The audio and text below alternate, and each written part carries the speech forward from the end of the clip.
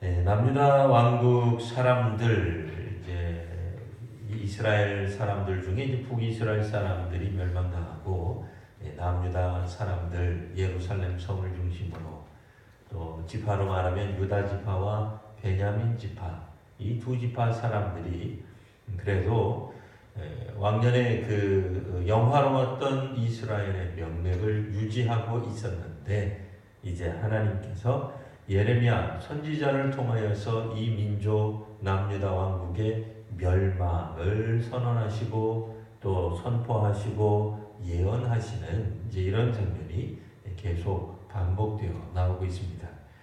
오늘 본문의 말씀을 보시면 29절에는 너희 머리털을 베어버려라.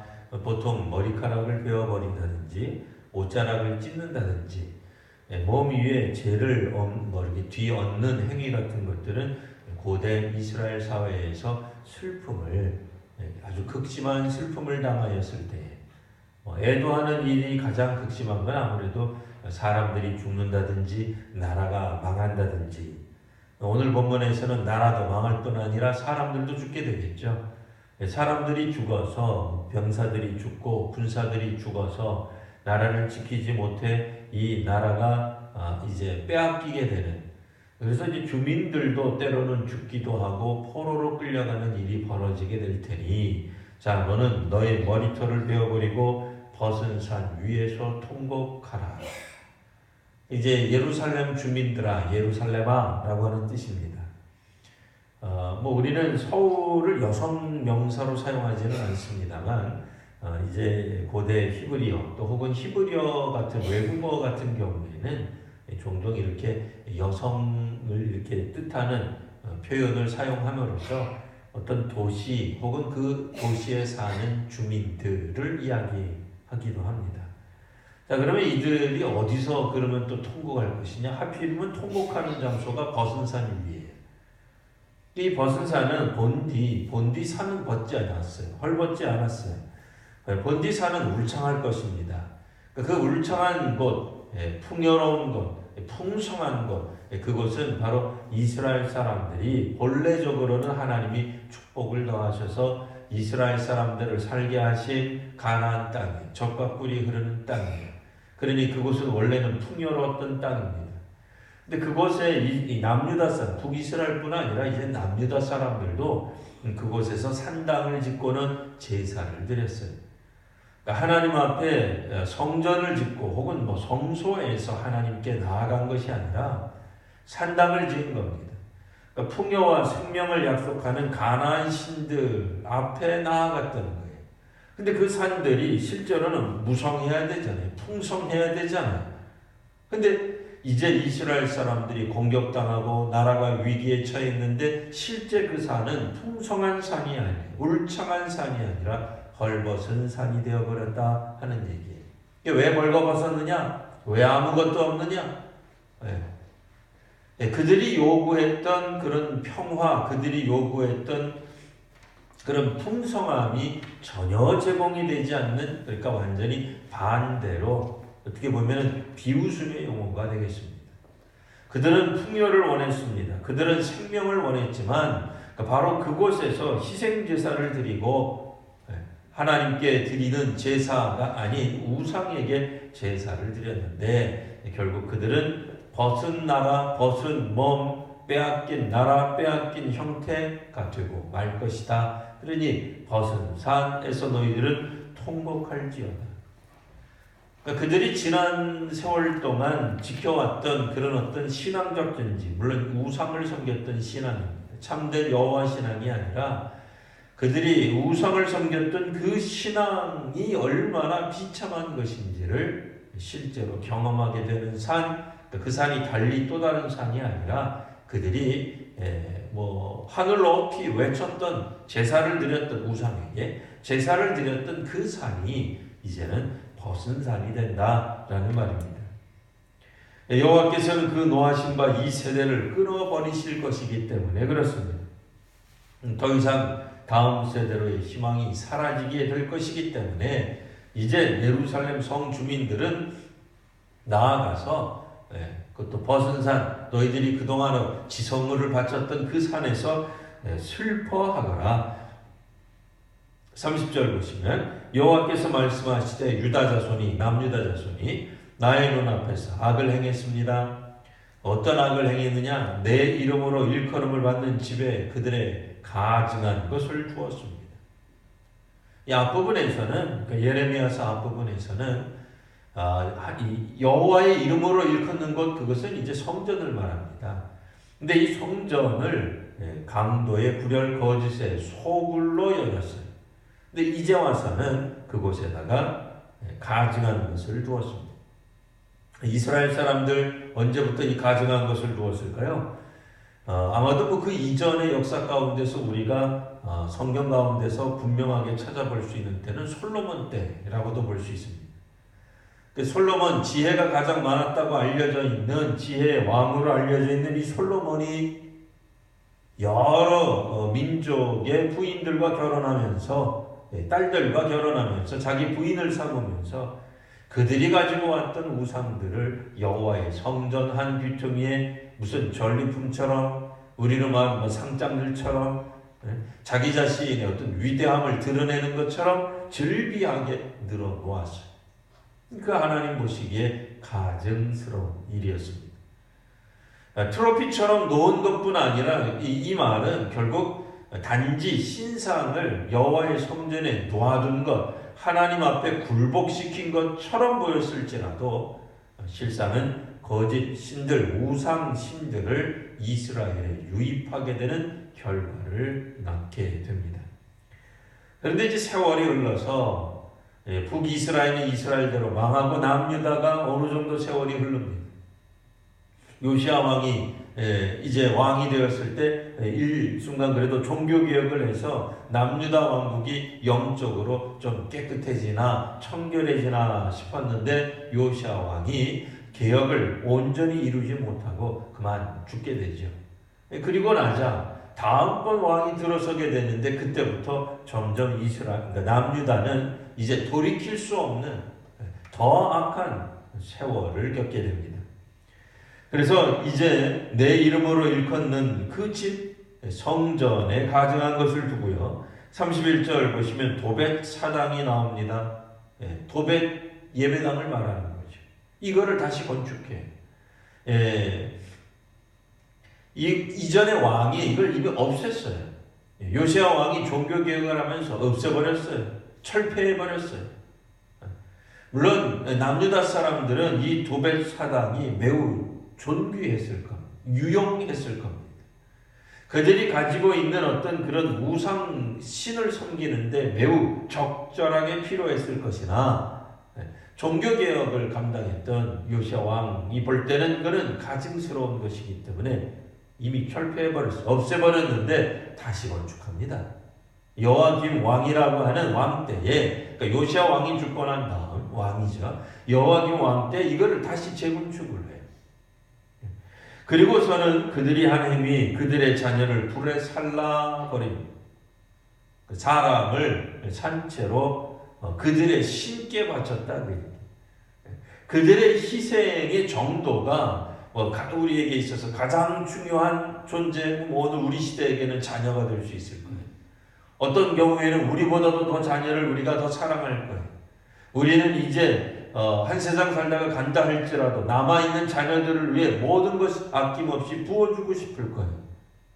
어찌 보면 우리가 가장 사랑하는 것이 자녀라고 볼 수 있는데 이 사람들은 가장 고귀한 것, 아주 자기 나름대로는 가장 고귀한 것들이죠. 근데 그거를 그들의 신들에게 바쳐버렸어요. 근데 문제는 이와 같은 희생제사를, 어린아이 희생제사를 하나님이 과연 기뻐하셨겠느냐? 기뻐하지 않습니다. 내가 명령하지 아니하였고 내 마음에 생각하지도 아니한 일이라. 하나님 기대하지 않았어요. 하나님 명령하신 일도 아니, 하나님 말씀하신 일도 아니. 그들은 아브라함이 아니었어요. 아브라함도 아니고 무엇도 아니었는데 마치 하나님이 그들에게 시켜서 하는 것처럼 가장 놀라운 것, 가장 위대한 것을 바치면 하나님이 더 큰 것을 줄 것이라고. 물론 여기서는 그들이 믿는 가나안 하나님이에요.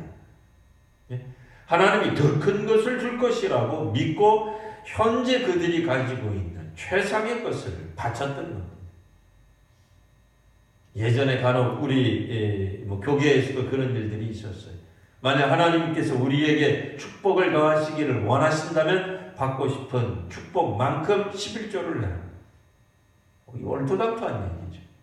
우리가 직업이 있는 것도 아니고 취직한 것도 아닌데 내가 11조 100만 원 하면 하나님이 그 다음 달에 1000만 원 채워주실 거라는 거. 이상한 거죠. 하나님이 내게 주신 것 가운데 11조를 생각을 해야 되는데 그렇지 않고 하나님 앞에 더 위대한 것을, 더 소중한 것을 드리면 하나님이 우리에게 더 많은 것을, 10분의 1을 채워다가 더 많은 것을 주신다는 거예요. 당황스러운 신앙이죠. 하나님이 우리에게 주신 것 가운데 하나님이 우리에게 생명을 주셨습니다. 지혜를 주셨습니다. 자녀를 주셨습니다. 예배당을 주셨습니다. 이렇게 생각해야 되는데 더 큰 것을 드리면 하나님이 더 크게 축복할 것이다 라고 생각하는 거예요. 하나님 명령하지도 않았어요. 하나님이 생각한 것도 아니에요. 우리가 심지어는 하나님께 드리는 것, 우리가 희생을 드리고 봉헌을 하고 하나님께 헌신하는 것, 물론 자원제도 있어요. 서원하는 것도 있어요. 하나님이 특별히 명령하지 않아도 우리가 하나님께 드리겠노라고 결정해서 드릴 수도 있습니다. 근데 그 이상의 것을 바라시면서 드리는 건 아니죠. 우리가 감사해서 감격해서 하나님 이번에 제가 어떤 은혜를 받았습니다. 감사합니다라고 해서 드리는 거하고 내용적으로 틀린 거죠. 이런 하나님이 말씀도 안 하신 것을 왜 바치느냐 그 얘기예요. 이 말씀을 우리가 이해하려면 이게 이제 오늘 새벽에 들었던 말씀을 잠깐 살펴봐야 됩니다. 예레미야 7장, 우리 읽는 그 7장 22절, 23절을 보려고 합니다. 그 바로 앞에 있죠. 앞부분. 우리가 지금 예레미야 7장을 읽고 있는데요. 예레미야 그 7장 22절과 23절을 우리가 함께 읽어보도록 하겠습니다. 사실은 내가 너희 조상들을 애굽 땅에서 인도하여 낸 날에 번제나 희생에 대하여 말하지 아니하며 명령하지 아니하고 오직 내가 이것을 그들에게 명령하여 이르기를 너희는 내 목소리를 들으라. 그리하면 나는 너희 하나님이 되겠고 너희는 내 백성이 되리라. 너희는 내가 명령한 모든 길로 걸어가라. 그리하면 복을 받으리라 하였으나. 아멘. 특별히 하나님이 원하시는 것은 번제와 희생에 대해서 먼저 말씀하지 않으셨다는 얘기예요.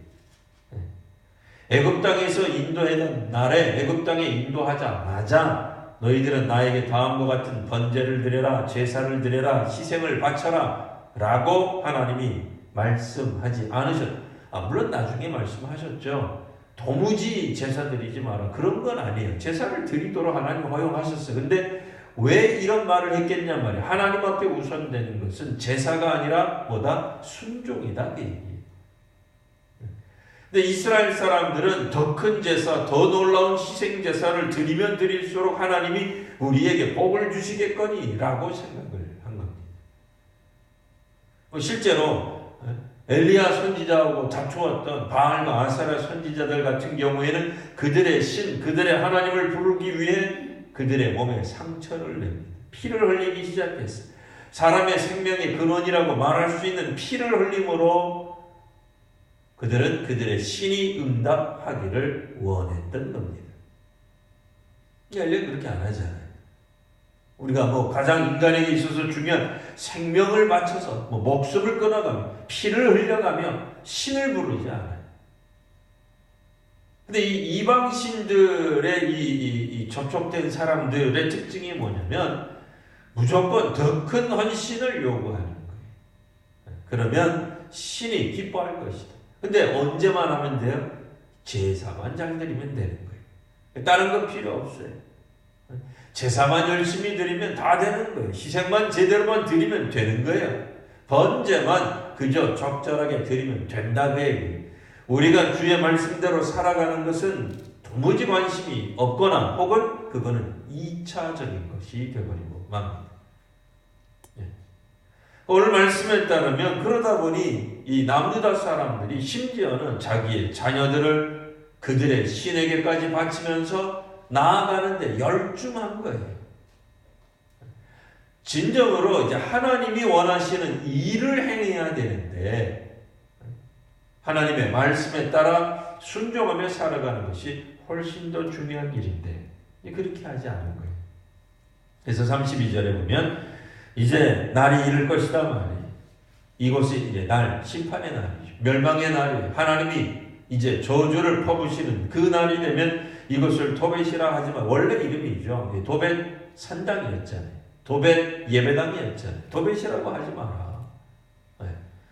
흰놈의 아들 골짜기 그런 원래 명칭으로 불리워지지 않고 죽임의 골짜기라고 불리우게 될 것이다. 라는 말입니다. 우리나라도 보면 저쪽 마포 쪽 가면은 양화진이라는 것도 있지만 절두산이라고 하는 특별한 이름으로 불리우는 곳이 있어요. 물론 이제 그곳에는 천주교도들이 많이 거기서 순교를 당했어요. 머리가 잘려서 죽었기 때문에 아예 이름이 바뀌잖아요. 절두산. 처음부터 절두산이라는 이름이 있었겠어요? 물론 그거는 심판이나 저주 때문에 이름이 생긴 건 아닌데 워낙 강력한 어떤 사건이 생기게 되면 지명 이름도 바뀌어요. 성경이 그렇잖아요. 하나님 만나는 장소가 되면 베델이라고 부르게 되는 거예요. 하나님을 만나게 되면 브니엘이라고 지명도 바뀌어요. 그런 것처럼 이거는 도저히 잊을 수 없는 특별한 일이 그래서 지명까지도 바뀌게 되는 다른 사람들이 그곳을 볼 때마다 이거는 이제 조금 이번에는 이제 비참한 거예요. 부정적인 거예요. 앞에 것들은 그래도 좋은 것들이었어요. 이건 아주 비참한 것이에요. 죽임의 골짜기라 사람들이 말하게 될 거다. 거기는 죽음밖에 없다 그 얘기.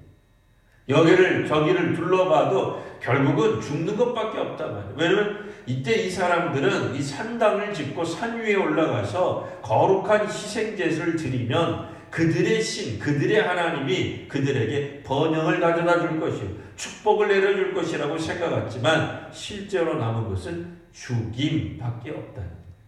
남은 게 없는 거예요. 자, 이유는 도벳에 자리가 없을 만큼 매장했기 때문입니다. 얼마나 많은 사람들이 죽어갔더냐 말이에요. 실제로 그들의 했던 수많은 그런 어떤 종교적 헌신들, 노력들이 무의미하게 될 것이다. 그렇게 많은 사람들을 죽인다고 해서 그들의 신이 응답하나 봐라. 그런 얘기. 응답하지 않을 거예요. 오히려 이 백성의 시체가 공중의 새와 땅의 짐승의 밥이 될 것이다. 우리는 말한 거예요. 묘지 하나도 제대로 없을 거다 말이에요. 또 매장을 했을지라도 다 파헤쳐서 그들의 시신이 이제 이 새들과 또한 들짐승의 먹이가 되어버리는 비참한 2번 죽게 되는 거죠. 이제 저주의 저주가 내릴 것이다. 그러나 그것을 쫓아낼 새와 땅의 짐승을 쫓아낼 사람이 없을 것이다. 왜냐하면 다 죽으니까 그래요. 다 죽으니까. 동산직이라도 있든지 묘원직이라도 있든지 누가 있어야 될 거 아니에요. 아무도 없는 거예요. 그래 그곳은 한마디로 황폐한 땅이 될 것이다 라는 말입니다. 예. 자, 그리고 나서 이제 34절 보시면 그때에는 유다 성읍과 예루살렘 거리에서 이제 어떤 소리가 없어져 기뻐하는 소리, 전에는 사람들이 기뻐하는 기쁨의 소리가 있었어요. 즐거움의 소리가 있었어요. 신랑과 신부의 소리, 행복의 소리가 있었으나 이제는 그치게 될 것이다 라고 주께서 말씀하십니다. 그러니 예루살렘아, 이제 성이긴 합니다만 여기 이제 우리 29절에서는 그냥 너는 이렇게 되어 있죠. 너는 지금 나와 있는 것처럼 34절 유다 성읍과 예루살렘 거리에 사는 너희들은 모두 다 너희 머리털을 베어버리고 벗은 산 위에서 너희들이 희생제를 드렸던 그 산 위에서 통곡할지어다 통곡하게 될 것이다 라는 말입니다. 자, 이제 이만큼 남유다 사람들이 참으로 하나님의 말씀과는 거리가 멀게 살았습니다. 예, 마지막 8장 1절에서 3절까지만 잠시 더 보면은요. 여호와의 말씀이니라. 그때 사람들이 유다 왕의 뼈와 지도자들, 또 제사장, 또 선지자, 마지막으로 예루살렘 주민들의 뼈를 그 무덤에서 끌어내게 될 것이다. 예, 어떤 사람들이요? 공격했던 사람들이겠죠. 남유다를 패망시키는 사람들이 왕의 뼈도 그냥 흩어내 버립니다. 뭐 우리도 그렇잖아요.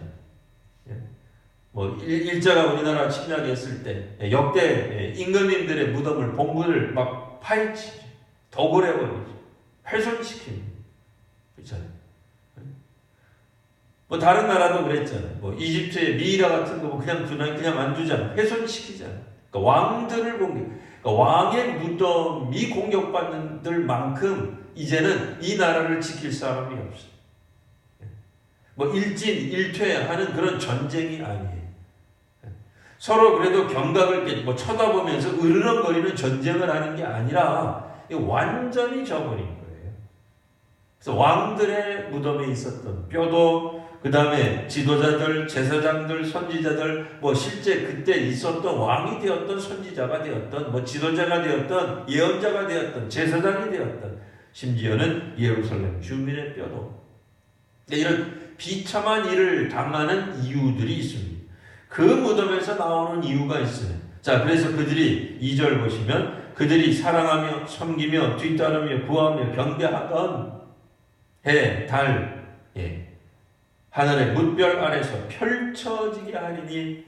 그러니까 이제 그들의 이 뼈들이 무덤에서 나와서 그들이 그렇게 그동안에 좋아하고 따르고 섬기고 숭배했던 그들의 신들 앞에 펼쳐지게 될 것이다. 물론 비참한 상황이기도 하지만 마지막 순간까지 그럼 어디 보자 이거예요. 너희들의 신들이 과연 너희들이 그렇게 섬겼던 신들이 너희들을 마지막 순간에 구원해 주겠느냐 말이에요. 신들 앞에 놓여지게 되었어요. 신들이 멀쩡히 보게 되는 거예요. 혹시라도 못 볼까 봐. 그죠? 무덤에 있으면 안 보이잖아요. 해요. 달이요. 별들이니까. 그들 앞에 당신들 섬겼던 그 백성들의 그 비참한 현실들이 온전히 드러나게 되었을 때 어떤 일이 벌어지겠느냐? 그 뼈가 거두어지거나 묻히지도 못하고 지면에서 분토 같게 될 것이다. 여태까지 헛된 신을 섬겼다고요. 자, 그러니 남유다 왕국의 사람들이 1차적으로는 왜 멸망했겠어요? 우상을 섬겼기 때문에. 우상이란 뭐예요? 하나님 아닌 다른 신을 섬기는 거예요. 다른 말로 하면 하나님을 섬기지 않은 거예요. 하나님을 대신한 어떤 대체 신들을 찾은 거예요. 대체할 수 있는 어떤 하나님의 존재를 찾아내기 시작한 거예요. 이를테면 그것이 행복의 신일 수 있어요. 풍요의 신일 수 있어요. 물론 하나님은 우리에게 풍요롭게 하시죠. 행복도 추구해, 행복도 우리에게 주십니다만, 하나님이 허락하신 하나님을 따를 때 주어지는 것이 아니라 이들은 제사라는 방법을 택하는 거예요.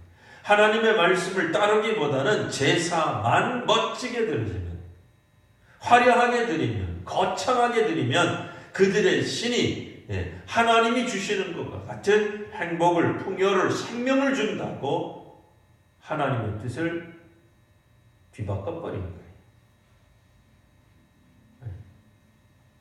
일주일 동안에 우리 그리스도인의 삶이 아무렇게나 살아도 되겠습니까? 그렇지 않습니다.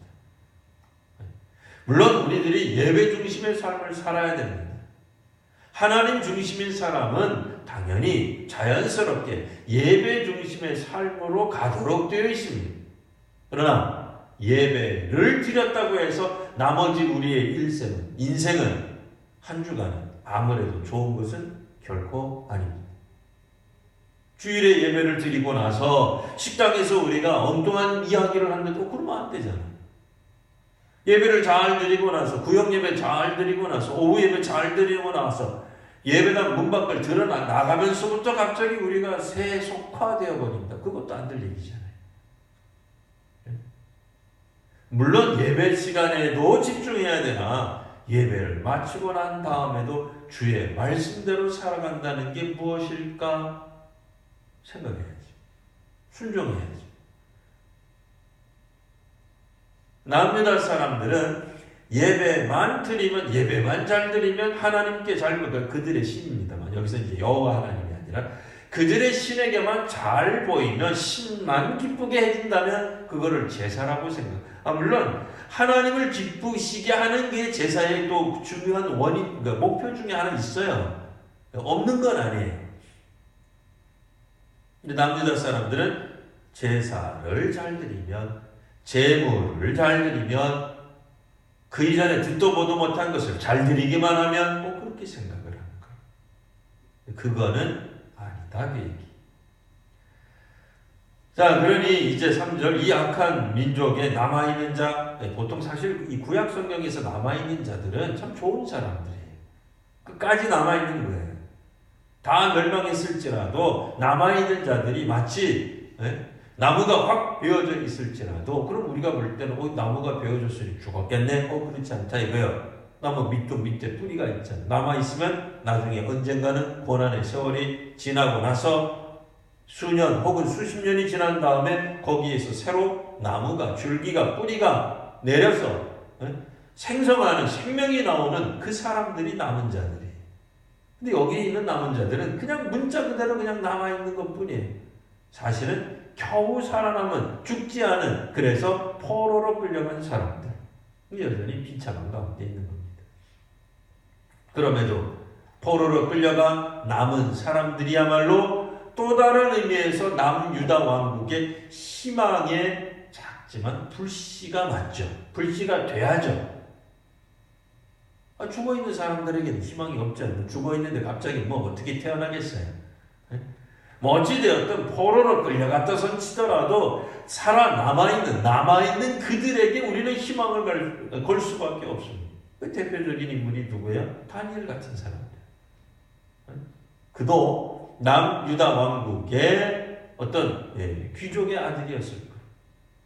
포로로 끌려갔잖아요. 바벨론으로 끌려갔잖아요. 그래서 망했나요? 아니잖아요. 다니엘서를 통해서 우리들은 남유다 왕국의 작지만 희망을 다시 본단 말이에요. 믿음의 희망을 보게 된단 말이에요. 근데 지금 그렇게 돼야 될 그 사람들인데 여전히 무릇 내게 쫓겨나서 각처에 남아있는 자, 이게 이제 포로로 끌려가서 각처에 남아있는 거예요. 가나안 땅에 남아있지 못하고 각처에, 그러니까 포로로 끌려간 그 땅에 남아있는 그 사람들이 말을 하기를 사는 것보다 죽는 것을 원합니다. 이게 이제 그 에스더가 말한 그 사생결단의 신앙하고는 완전히 다른 얘기인 거죠. 이 완전히 다른 얘기예요. 사는 것보다 죽는 게 그런 얘기 아니에요. 이거는 너무 사는 게 비참하기 때문에 차라리 죽겠습니다라고 하는 얘기예요. 그러니까 이거는 사는 게 아닌 거죠. 다니엘하고 완전히 다른 거죠. 사는 게 아니죠. 똑같이 포로로 끌려갔는데도 어떤 사람들은 거기에서도 신앙의 불씨를 지피우는 사람들이 있어요. 고난과 환난 속에서도, 나라를 빼앗긴 그 비참한 현실 속에서도 자신의 이름도 바뀌고 창시 개명하는 그런 놀라운 상황 가운데서도 바벨론 왕이 왕궁에서 내주는 음식을 먹을 수밖에 없는, 그렇잖아요. 유대인들에게 있어서 이방인의 음식을 먹는 건 죽기보다 나은 거예요. 그런데도 다니엘은 거기에서 나름대로 우리로 말하면 뭐예요? 세상적으로 말하면 성공해요. 사실 성공이 중요한 게 아니죠. 다니엘서의 주제는 아무리 고난이 있고 힘들어도 하나님 말씀만 믿으면 총리, 대신이 될 수 있다. 거기에 있지 않아요. 높은 자리에 올라가서 그게 중요한 게 아니에요. 어떤 상황 가운데서도 하나님을 믿을 수 있다. 그 얘기해 주는 거예요. 근데 사람들이 성경을 잘못 읽으면 높은 자리로 올라간다. 자꾸 요셉도 총리 대신 자꾸 그걸로 봐요. 요셉이 나중에 애굽에 가서 가장 왕 밑에 가장 높은 자리로 올라간 거는 그 자신이 높아지는데 이유가 있지 않았어요. 어디에 있었어요? 네. 야곱의 그러니까 자기 아버지의 아들, 그러니까 이스라엘 민족이 되게 하는 자신이 통로가 된다는 걸 안 거죠. 네. 그런 것처럼 다니엘도 하나님이 정말로 귀히 사용하신다 말이에요. 누구를 그럼 귀히 사용하냐 말이에요. 그럼 이들은 다니엘 같은 사람들은 남유다 왕국의 유민, 그것도 유민의 자녀가 아니고 누구냐 말이에요. 어른 아니었어요. 어릴 때 끌려갔어요. 아마도 학자들이 볼 때는 바벨론이 3번 이스라엘을 공격해. 남유다, 예루살렘을 3번 공격해서 3번째는 완전히 초토화를 만들어요. 그때는 성이고 성전이고 할 것 없이 완전히 무너져버려요. 근데 그 이전에 첫 번째나 두 번째 그 어간에 끌려갔다 그래요. 그 어린 나이 때 끌려갔다고 그래요. 그런데도 신앙을 지켜요. 우리로 말하면 장성한 청년이 되어서 끌려갔느냐? 우리가 신앙 고백하고 정말 우리의 믿음을 견뎌낼 만한 어떤 항존직 정도의 어떤 그런 연배의 그분들이 끌려가 아니에요. 훨씬 더 영혼의 어린 그 시절에 끌려갔는데도 신앙을 지켰단 말이에요. 근데 오늘 이 성경에 나와 있는 사람들은 뭐예요? 예레미야를 통해서 직접적으로 하나님의 심판의 메시지를 여러 차례 들었던 사람들인데 그들이 여전히 하나님께 돌아오지 못하는 모습을 보여주고 있었던 겁니다. 하나님의 심판을 받는 남유다 백성들을 뒤집어서 우리들이 보면 그게 이제 오늘 우리들이 살 길이죠. 우리들이 마땅히 가야 할 길이죠. 그게 곧 해답이 되는 것입니다. 어떠한 상황 가운데서도 우리는 제사를 드리지 말은 그 뜻은 아닙니다만 제사보다 우선되어야 될 하나님의 법에 대한 순종이 있어야 됩니다. 하나님의 말씀에 대해 순종하다 보니 당연히 제사도 드리게 될 거예요. 하나님의 말씀에 순종하다 보니 당연히 희생도 하고 헌신도 하게 될 거예요. 그러나 기본적으로 우선되는 것은 하나님이 우리에게 말씀하신 하나님의 법도를 지켜나가는 거예요. 이 법도는 언제 지키는 거예요? 일상생활 가운데서. 안식일에만 지키는 게 아닙니다. 절기 때만 지키는 게 아닙니다. 오늘 우리 시대의 말로 다시 한번 번역하면 주일에 혹은 수요일에 금요일에만 지키는 것이 아니라 금요 기도에 오기 전에도 하나님 말씀 가운데 순종하며 살아가고 있어야 되는 거예요. 내일도 마찬가지. 평일에도 오늘 우리가 일상생활 가운데서 사회의 가난한 사람들을 핍박하지 않고 그들의 것을 빼앗지 않으며 사회 속에서 정의를 실천하며 살아갈 때에 오늘 우리들은 하나님의 말씀에 순종한다라고 말할 수 있을 것입니다. 주께서 원하시는 것은 각자가 생각하는 정의로운 삶을 살라는 게 아닙니다. 각자가 생각하는 정의는 다 틀려요. 하나님이 말씀하시는 정의를 구현하는 것, 하나님의 백성으로 살아가는 것, 그것을 주께서 원하고 계십니다. 오늘도 다시 한번 이 땅에 우리 한국교회가 또 우리 이 민족이 또 우리 교회가 하나님께서 원하시는 법들을 잘 순종하며 살아가는 그런 우리 민족과 교회가 되도록 함께 기도해야 할 줄 압니다. 이 시간 같이 기도하도록 하겠습니다.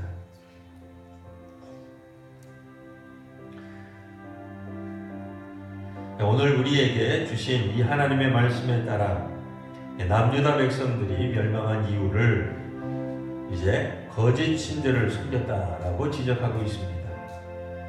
이것은 불교도를 향한 메시지가 아닙니다. 타종교인을 향한 메시지가 아니었습니다.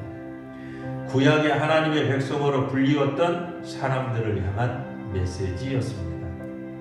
하나님이 아닌 신을 섬기는 것, 이것이 범죄가 되고 악이 되는 것은 하나님을 섬기는 사람에게 해당되는 말입니다. 마땅히 오늘 우리가 하나님을 더더욱 잘 섬기는 사람들이 되어야 될 줄 압니다. 이 시간 하나님을 더욱더 잘 믿는 우리 한국교회 또 우리 자신들이 되게 해당하고 이 시간 각자 기도해 주시기 바랍니다. 같이 기도하겠습니다. 걸어가신 주님, 믿음으로 살아가는 귀한 주님의 사람들이 있습니다. 아버지 하나님, 우리 한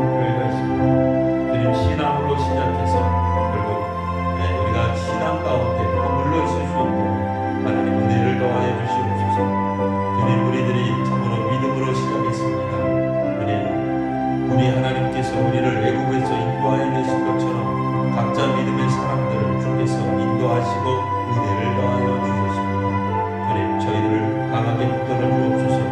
하나님, 그래서 우리 교회가 더 이상 물질을 섬기는 것, 명예를 섬기는 것, 혹은 세상의 권력을 섬기는 것이 아니라 하나님을 섬기며 하나님께 나아갈 수 있도록 거룩하신 우리 주님을 섬겨 나갈 수 있도록 아버지 하나님 은총을 더하여 주시옵소서. 우리가 이 땅 위에서 평강을 추구하지 않습니다. 아버지 하나님이 주시는 은혜를 추구합니다. 주님, 오늘 우리들에게 지금 풍요로운 삶이 아니라 하나님이 더불어 함께 살아가는 그와 같은 삶을 우리가 누리게 하여 주시옵소서. 주님, 주께서 주신 것 외에 더 큰 것들을 바라지 않게 하시고 주님께서 주신 것 그 복 아래서 살아갈 수 있도록 하나님 은혜를 더하여 주시옵소서.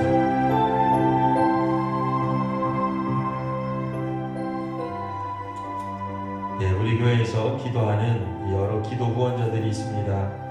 여러 선교사님들 이름을 기억해 주십시오. 그리고 우리 교회에서 후원하는 작은 교회 사역자들, 작은 교회와 사역자들이 있습니다. 사랑의 한기교회, 예수생명교회, 참 좋은 교회를 위해서도 기도해 주십시오. 혹 기억나시면 총회 선교사 자녀사역위원회를 위해서도, 또 남아공 선교회 크리스찬 아카데미를 위해서도 기도해 주십시오. 우리 같이 우리 구역원들, 또 우리가 기도 사역하는 이 사역하시는 분들을 위해서 이 시간 같이 기도하겠습니다. 아버지 하나님, 오늘 우리 교회에서 기도로 후원하며 또한 선교를 후원하는 여러 선교사님들이 있습니다. 때로는 정말 이 이슬람 지역에서 온전히 이름을 밝히고